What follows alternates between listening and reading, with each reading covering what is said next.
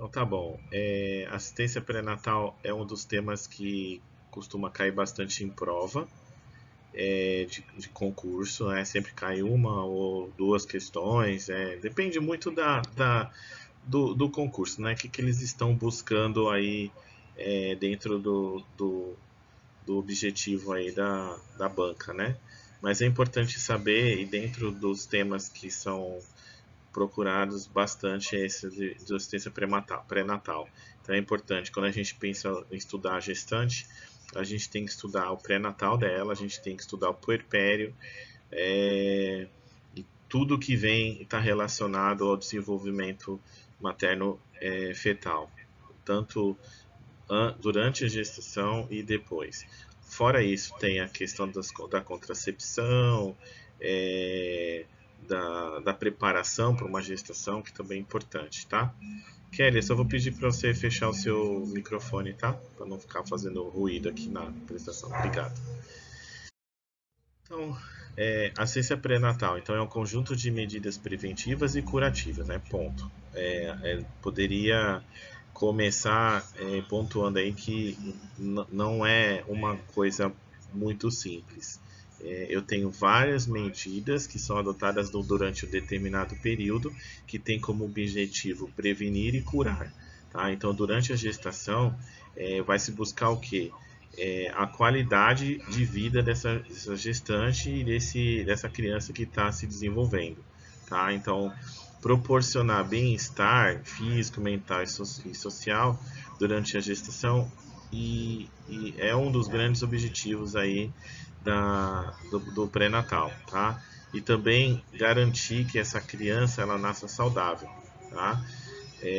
Com risco mínimo, principalmente para a mãe, porque toda gravidez ela pode envolver um risco, tá? Então é super importante ter em mente que durante a assistência pré-natal você vai trabalhar a gestante para que ela tenha o mínimo de risco possível e também consiga conduzir uma boa gestação.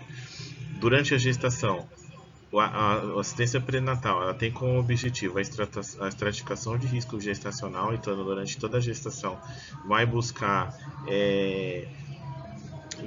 identificar fatores de risco que podem elevar o nível de risco dessa gestação, também avaliar continuamente o bem-estar tanto da mãe quanto do feto e identificar problemas e fazer intervenções precisas, tá, para garantir que se desenvolva qualquer complicação ou morbidade decorrente dessa gestação.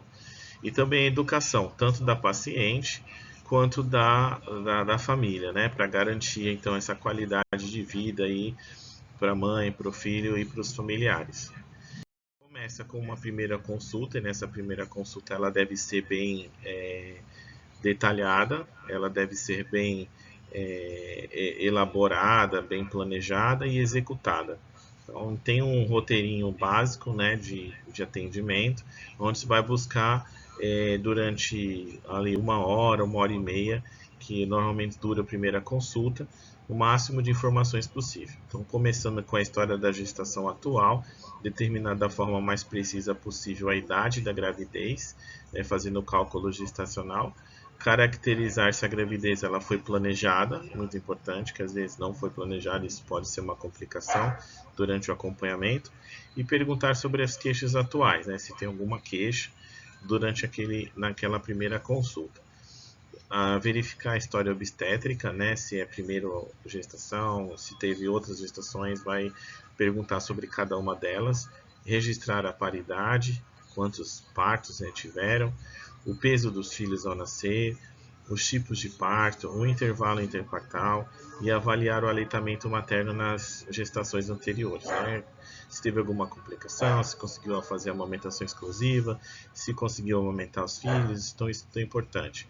Além disso, explorar a história dos pré-natais prévios, com ênfase nas complicações clínicas e obstétricas. Então, se teve outras gestações que teve pré-natal, durante o pré-natal houve alguma complicação clínica ou obstétrica, registrar também os abortamentos, as perdas fetais, determinando a frequência e época da gestação em que ocorreram. dentro da história ginecológica, buscar a história menstrual, né, caracterizar com precisão, se possível, o primeiro dia do ciclo menstrual, a menarca e o tipo de menstruação, né? Então você vai também estar buscando essas informações com relação ao histórico menstrual. E aí, Milton, beleza? Já começamos aqui, tá? Só ir acompanhando aí. Só pedir só para você só fechar o seu microfone aí, tá? Só que beleza. Também buscar a história contraceptiva, os métodos de contracepção utilizados antes da gestação, se houve algum método de contracepção e época de interrupção, quando que interrompeu o uso desses anticoncepcionais. Isso até é um tema importante, existe um manual exclusivo sobre métodos anticoncepcionais. Existem perguntas de prova de concurso que são específicas sobre métodos anticoncepcionais, os tipos de métodos, os hormonais, os de barreira, né? Tudo você precisa saber com relação à contracepção. Não vai ser falado na aula de hoje, mas estou só dando uma sinalização que é importante estar estudando sobre esse assunto. Questionar sobre tratamentos de infertilidade também, se ocorreram. Dentro da história ginecológica, procurar saber também da sexualidade, avaliar também doenças sexualmente transmissíveis, isso além da história, perguntando se já teve, se está fazendo algum tratamento, né? Depois no exame físico também vai ser avaliado. A história clínica cirúrgica, né? Se teve alguma intervenção prévia, né? Se fez algum tipo se já teve internado, alguma cirurgia recente, especialmente se essas cirurgias foram ginecológicas. Pesquisar também patologias clínicas associadas, transfusões, uso regular de medicações, se faz uso de alguma medicação, e também a história vacinal. Alergias e fatores ambientais e medicamentos também vai ser investigado. Hábitos de vida, aí a gente inclui alguns que são extremamente importantes pesquisar, porque também podem ser fatores de risco para essa gestação, que é o tabagismo, o etilismo, o uso de drogas ilícitas, prática de atividade física, no caso seria o sedentarismo, né? Se pratica ou não atividade física. No caso, o sedentarismo entraria como um fator de risco importante.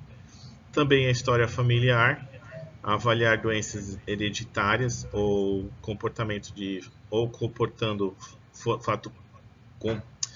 avaliar doenças hereditárias ou comportando fatores de hereditariedade, né? Então verificar se tem alguma doença familiar que seja de cunho hereditário. Atenção principalmente para diabetes, hipertensão, gemelidade, né, que são gravidez dentro da história familiar, alguém que já teve gêmeos, né, dentro do histórico familiar, anomalias congênitas e doenças do parceiro, né, se o parceiro teve algum tipo de doença aí importante que pode se considerar, tá? Então, dentro da anamnese, é muito grande esse roteiro, é um roteiro mesmo que se segue para se investigar durante a primeira consulta no pré-natal. Isso é só a anamnese, só o levantamento de história da paciente, tá? E precisa ser muito bem detalhado, muito bem escrito, porque todo esse histórico vai ser importante para conseguir o objetivo do pré-natal. No exame físico, o exame físico também é muito importante na primeira consulta, porque a cada vez que essa gestante vier, vai ser feito esse exame físico novamente, porque é uma curva, né, de crescimento e você precisa estar registrando para verificar se está tendo uma boa evolução ou se identificar algum tipo de complicação. Então você vai fazer o registro do peso, tá? Do peso habitual e o atual, né? Então quanto que ela pesava antes e quanto que ela está pesando agora. A altura e fazer então o cálculo do IMC, também avaliando o estado nutricional. Aferição da pressão arterial, preferencialmente com a paciente sentada. Isso, já vi uma questão de concurso perguntando sobre como você verifica na primeira consulta, então, a pressão arterial dessa gestante, então, preferencialmente sentada, tá? Fazer o exame clínico geral, então você vai avaliar o estado geral dessa gestante, né, que a gente aplica em qualquer pessoa, e em seguida o exame ginecológico e obstétrico. O que é importante destacar aqui? Quais são os exames que nós executamos no exame ginecológico e obstétrico? Então a gente tem o exame das mamas, tá? Que é o exame clínico das mamas, onde você vai fazer a inspeção estática, inspeção dinâmica, né? Você vai fazer a palpação também, para identificar algum tipo de alteração nessas mamas. Você tem o exame obstétrico, onde você faz a palpação abdominal com delimitação do fundo uterino e a ausculta dos batimentos cardíacos fetais com o sonar Doppler. E tem o exame especular, que deve ser realizado sempre na primeira consulta, mesmo que a gestante não tenha queixas, visando identificar vaginites, cervicites, lesões verrucosas e outras alterações importantes. Tá? Então, na primeira consulta a gente tem então esses exames aí para realizar por completinho para ter o marco zero na gestação. Bem, quais são os exames que a gente faz, né? Exames complementares? O grupo sanguíneo, o fator RH, né? Quando o RH for negativo, solicitar tipagem sanguínea do parceiro e pesquisa de anticorpos irregulares, que é o pai da paciente ou o cumbis indireto, tá? Identificar por conta da eritrobastose fetal, né? Por causa da incompatibilidade sanguínea. Hemograma completo, glicemia de jejum, VDRL, né, que é para sífilis, sorologia para toxoplasmose, e aí vai ser repetido no segundo e terceiro trimestre, apenas se o IgG for negativo. O HBsAg, que é o da hepatite, sorologia para HIV com consentimento da gestante, rotina de urina e urinocultura, né, com antibiograma, citologia cérvico-vaginal, que deve ser colhida nas gestantes com idade a partir de 21 anos, caso a paciente apresente resultado de citologia normal documentada, realizada há menos de 3 anos, não há necessidade de nova coleta, exceto naquelas pacientes HIV positivas e imunossuprimidas. Então, isso aqui é um detalhe importante, né? Se tiver 3 anos anteriores, se tiver uma citologia normal, não precisa fazer aquele exame. Se ela tiver documentado lá, está com o resultado do exame na mão, trouxe na consulta, então você não precisa fazer. Agora, no caso, paciente soro positivo ou imunossuprimida,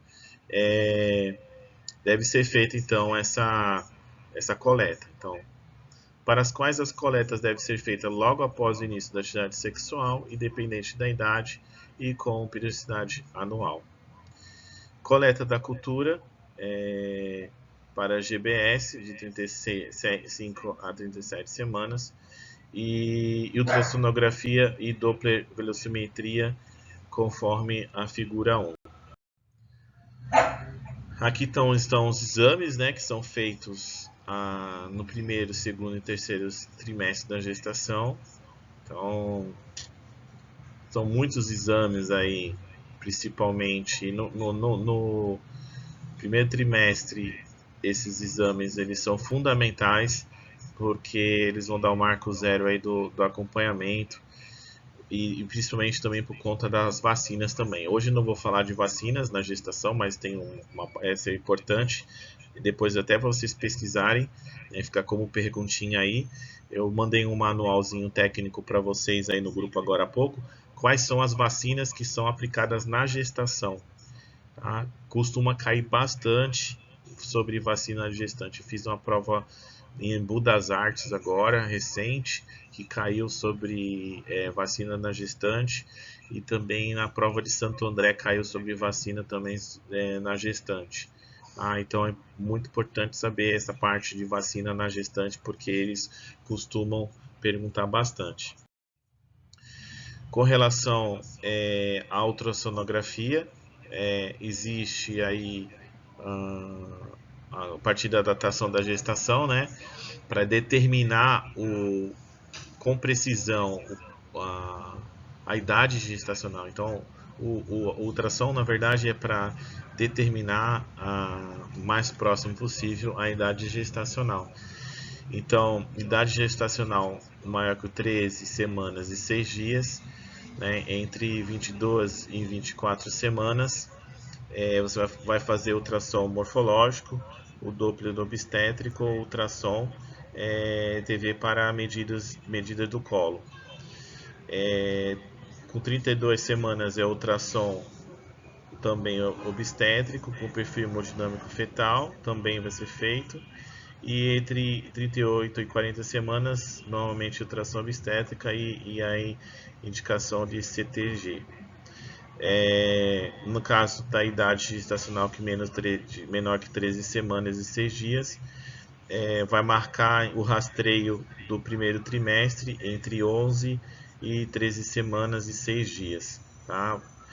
Então, você tem aí o período da gestação, os tipos de ultrassom que você faz. Lembrando, quando for menor que 13 semanas e 6 dias, você vai marcar o rastreio a partir da 13ª semana, tá? Entre 11 e 13 semanas. Com relação à determinação da idade gestacional, você tem a data, é importante pesquisar a data da última menstruação, né? Ela precisa estar bem definida. A ultrassonografia também ajuda a fazer a determinação da idade gestacional. Então, você tem a definição da data da última menstruação e faz um comparativo com o ultrassom. Caso haja diferença menor ou igual a 5 dias entre essas aferições da idade gestacional, no primeiro trimestre, considerar a calculada pela data da última menstruação. Então, isso é importante para conhecimento de prova, né? Esse detalhe, né? Caso haja diferença menor ou igual a 5 dias entre essas aferições, no primeiro trimestre, considerar a calculada pela data da última menstruação. A pré-eclâmpsia, a gente sabe que está relacionada à hipertensão na gestação. A gente sabe que ela pode ocorrer e ela é diagnosticada na gestação quando a gestante ela tem uma aferição de pressão, duas medidas com intervalo aí de uma semana aproximadamente de 140 por 90, né, maior ou igual a 140 por 90,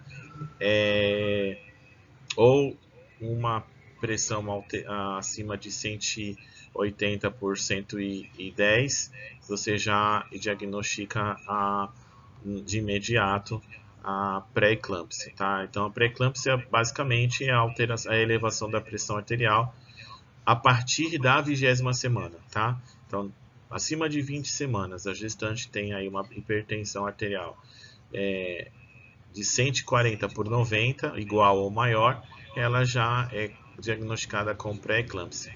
Então, essas gestantes que são portadoras de qualquer dessas condições, elas devem ser encaminhadas então elas vão apresentar alto risco de desenvolver essa pré-eclâmpsia, tá? Então, condições, existem algumas condições específicas que vão fazer com que a gestante possa desenvolver a pré-eclâmpsia, que são fatores de risco, né, como obesidade, tabagismo, história já de hipertensão, ela já é hipertensa crônica e ela vai manter essa pressão elevada durante a gestação, e várias outras também podem ser consideradas aí como diagnóstico para pré-eclâmpsia, né? Elevar esse alto risco.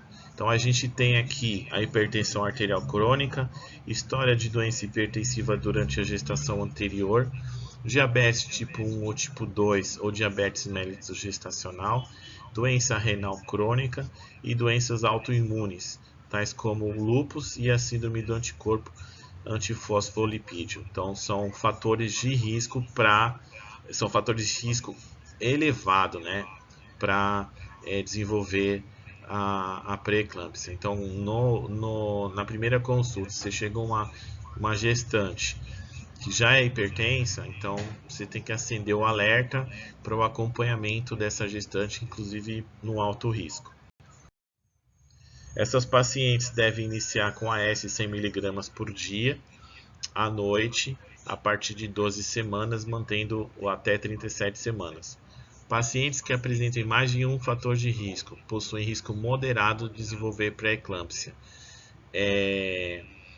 Aí a gente tem a primeira gestação, normalmente as primigestas elas têm o risco de desenvolver pré-eclâmpsia, idade materna maior que 35 anos, intervalo entre as gestações superior a 10 anos, IMC maior ou igual a 35 na primeira consulta, história familiar ou pessoal de pré-eclâmpsia, gestação múltipla ou diabetes tipo 1, tipo 2, tá? Para risco moderado, né? Esses são alguns fatores de risco para classificação de risco moderado. Aqueles primeiros a gente viu que é para risco elevado, e esses aqui são fatores de risco para risco moderado para o desenvolvimento de pré-eclâmpsia.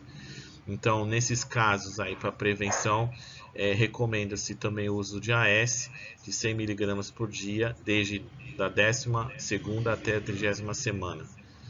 Então, atualmente, o rastreio da pré-eclâmpsia é realizado no primeiro trimestre, entre 11 semanas e 13 semanas e 6 dias. E a avaliação das artérias uterinas no momento do estudo morfológico do feto não são parâmetros considerados para iniciar a profilaxia com o AS.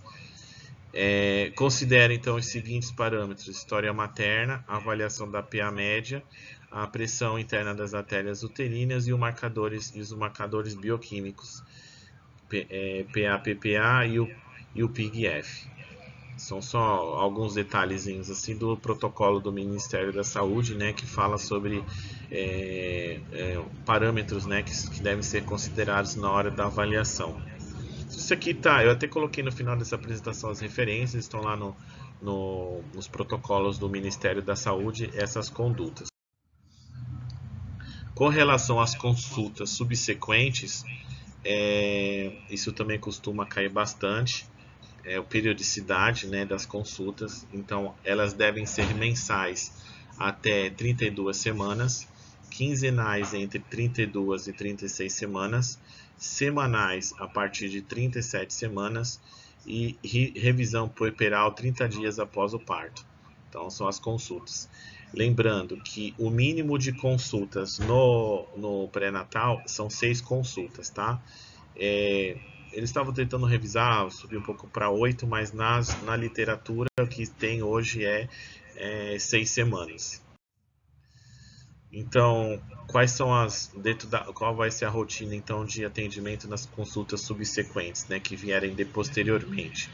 Então, anamnese direcionada aos pequenos distúrbios da gestação. Então, a gente falou da primeira consulta, agora nas consultas subsequentes, o que você vai avaliar durante as outras consultas? Anamnese direcionada aos pequenos distúrbios da gestação, palpação abdominal, ausculta fetal, toques vaginais de acordo com a indicação clínica, orientação sobre hábitos de vida, sobre o parto e aleitamento materno. Isso é uma oportunidade, né, nessas consultas, sempre estar reforçando e educando as gestantes para o que vem depois, né, do parto, principalmente a questão do aleitamento materno, que é fundamental. Conduzir os pequenos distúrbios da gravidez. Existem rotinas específicas que eu coloquei lá naquele protocolo que eu mandei para vocês lá, que vocês podem verificar depois quais são esses distúrbios da gravidez, né? Existem alguns distúrbios que são específicos.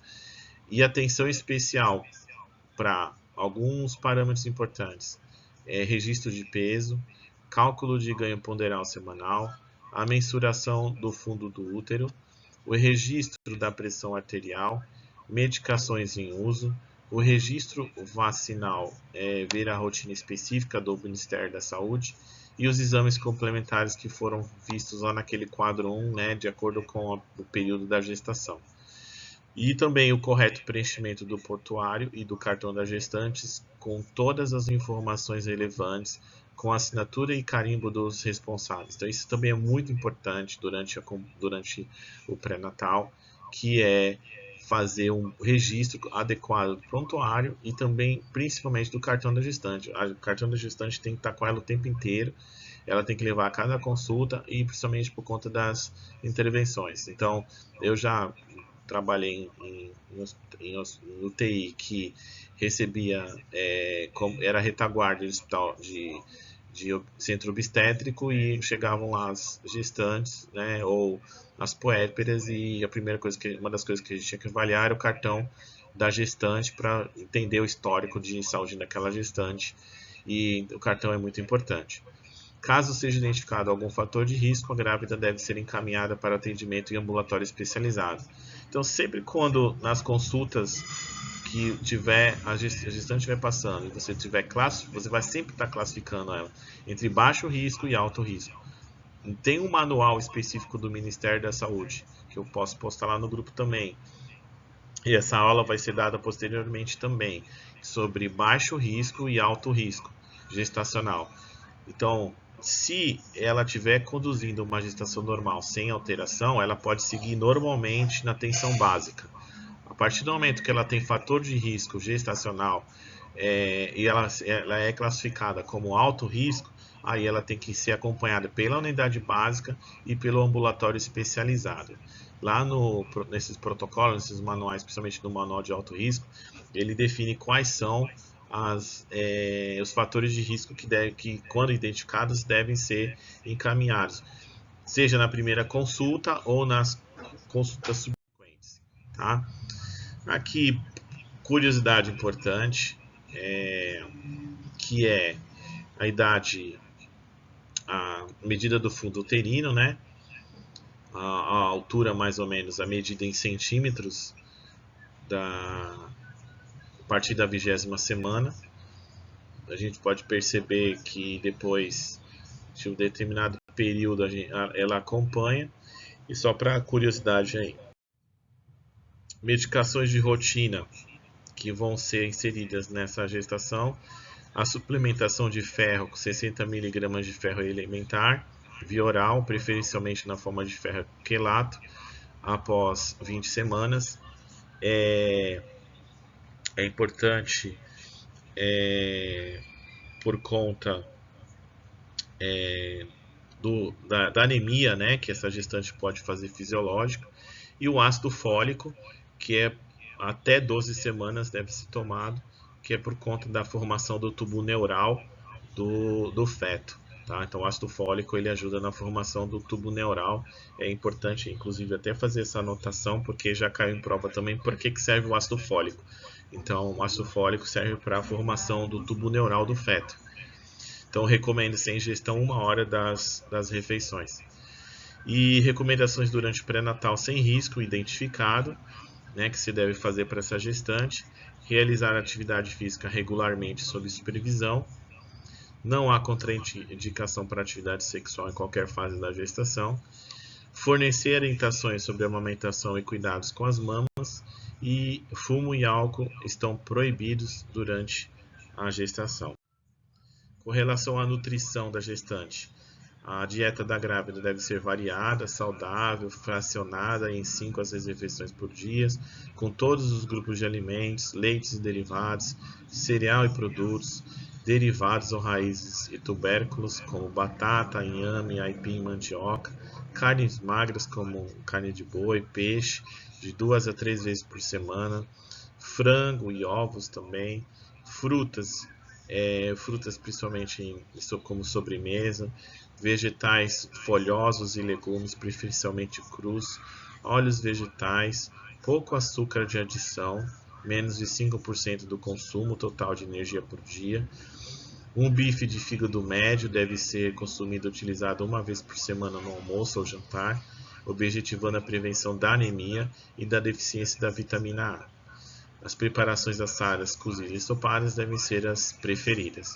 Então, a gestante ela deve ser orientada a uma boa dieta, principalmente porque é uma forma de controlar o peso para que ela tenha um ganho de peso natural e não que ela tenha um ganho de peso por conta de uma alimentação inadequada. Então esse bate-papo também tem que ter com a gestante durante a consulta, né? E não é só na primeira consulta, é a primeira consulta e as consultas subsequentes. Então, aqui tá as referências que foram utilizadas aí para preparação dessa aula. O que é importante falar a respeito aqui de